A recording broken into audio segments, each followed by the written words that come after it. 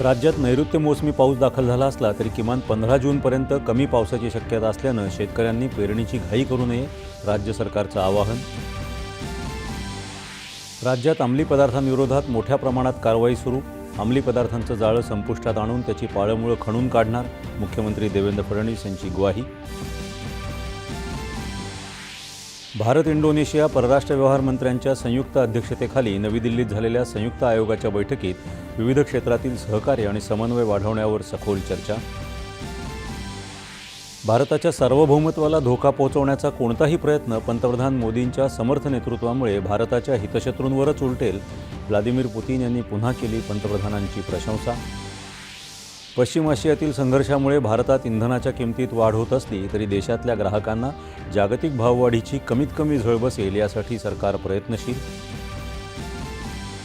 स्फोटकांच्या कंपन्यांमधील अपघातातील जीवितहानी टाळण्यासाठी स्फोटक नियम 2008मध्ये सुधारणेसाठी राज्य सरकार केंद्राला प्रस्ताव पाठवणार.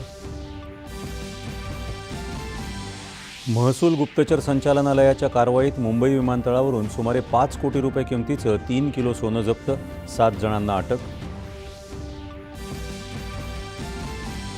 नागपुरात आयोजित खासदार क्रीडा महोत्सवाचा समारोप.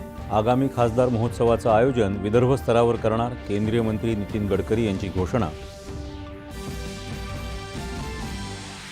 मंगोलियातील उलन-बटोर खुल्या स्पर्धेत भारतीय कुस्तीपटूंची चमकदार कामगिरी. पुरुषांच्या फ्रीस्टाईल प्रकारात 2 सुवर्ण आणि 2 कांस्य पदकांची कमाई. न्यू तैपेई सिटी ॲथलेटिक्स अजिंक्यपद स्पर्धेत लांब उडीमध्ये भारताच्या शैली सिंगला सुवर्णपदक तर अनिमेश कुजूरनं 200 मीटर धावण्याच्या शर्यतीत पटकावलं कांस्य पदक. आणि फ्रेंच खुल्या टेनिस स्पर्धेत पुरुष एकेरीच्या अंतिम सामन्यात जर्मनीचा अलेक्झांडर झ्वेरेव आणि इटलीचा फ्लाविओ कोबोली यांच्यात अटीतटीची लढत. नमस्कार, 9:30च्या